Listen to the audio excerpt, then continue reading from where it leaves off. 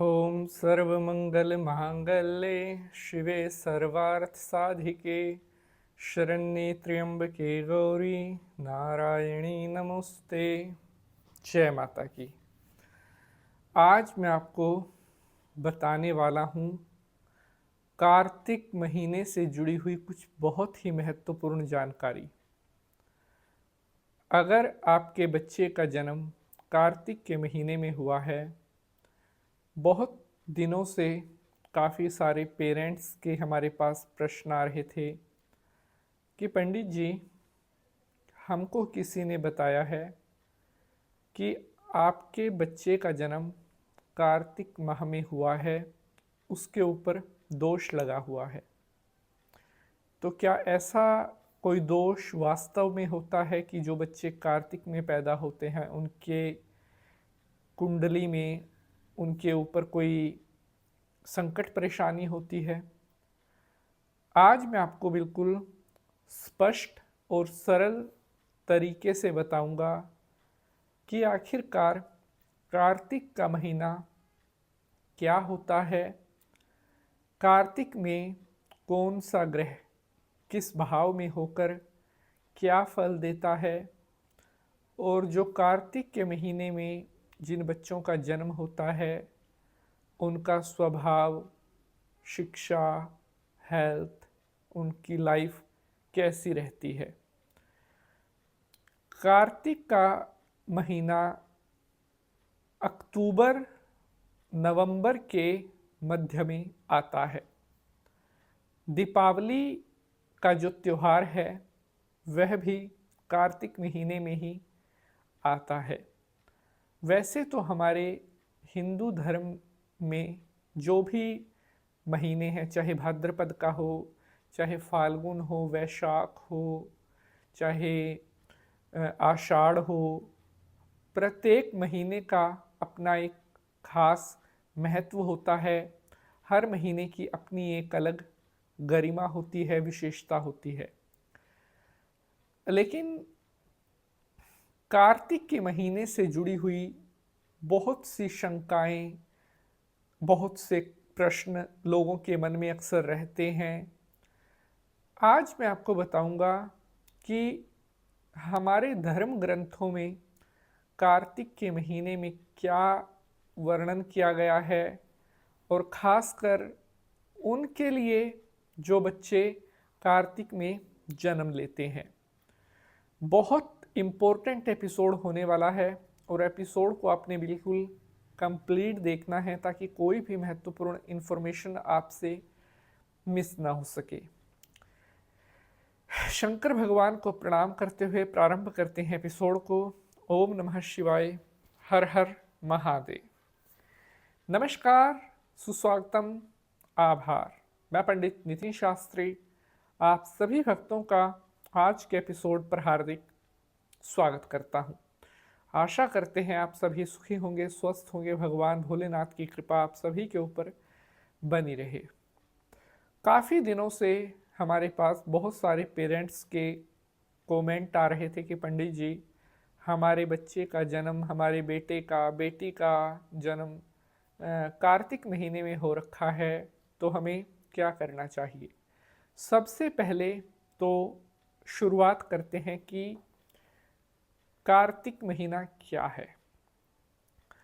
प्यारे बंधुजनों, हिंदू धर्म के अनुसार कार्तिक का जो महीना होता है वो भगवान विष्णु जी के भी निमित्त होता है, नारायण भगवान के।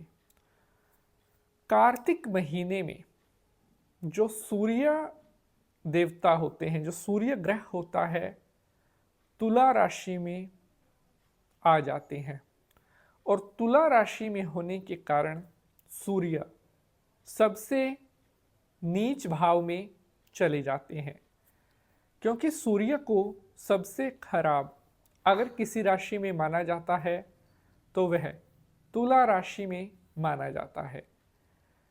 जिन बच्चों का जन्म कार्तिक के महीने में होता है उनका सूर्य प्रभावहीन, अर्थात सूर्य उनका बलहीन हो जाता है। सूर्य खराब हो जाता है। और आपको पता है कि जो नवग्रह हैं उनमें जो सूर्य है वो आत्मा है, वो नेत्र है, या यूं कह लीजिए जो नवग्रहों के राजा हैं उन्हें भी सूर्य कहते हैं।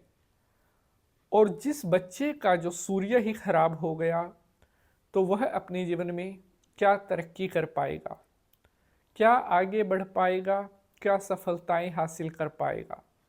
जिसका सूर्य ही खराब हो गया, हमारी आत्मा सूर्य है, हमारे नेत्र सूर्य हैं, हमारा जो बल है सूर्य है, हमारी जो साहसिक शक्ति है, हमारा जो पराक्रम है सूर्य है, पिता सूर्य है। और जिन बच्चों का जन्म कार्तिक के महीने में होता है उन्हें सूर्य का कोई भी सहारा, अर्थात कुंडली में उन्हें सूर्य का कोई भी शुभ परिणाम नहीं मिलता। जिन बच्चों का जो जन्म है कार्तिक के महीने में होता है उनके ऊपर कार्तिक प्रसूता दोष बनता है, अर्थात कार्तिक में जन्म होने के कारण उनके ऊपर बनता है कार्तिक दोष। और जब तक इस कार्तिक दोष की शांति ना करवाई जाए, कार्तिक शांति की पूजा ना करवाई जाए, इन बच्चों का यह दोष नहीं ढलता। और जिन बच्चों की कार्तिक शांति नहीं होती, ऐसे बच्चे जैसे जैसे बड़े होते जाएंगे वैसे वैसे इनकी लाइफ मुश्किल होती चली जाएगी।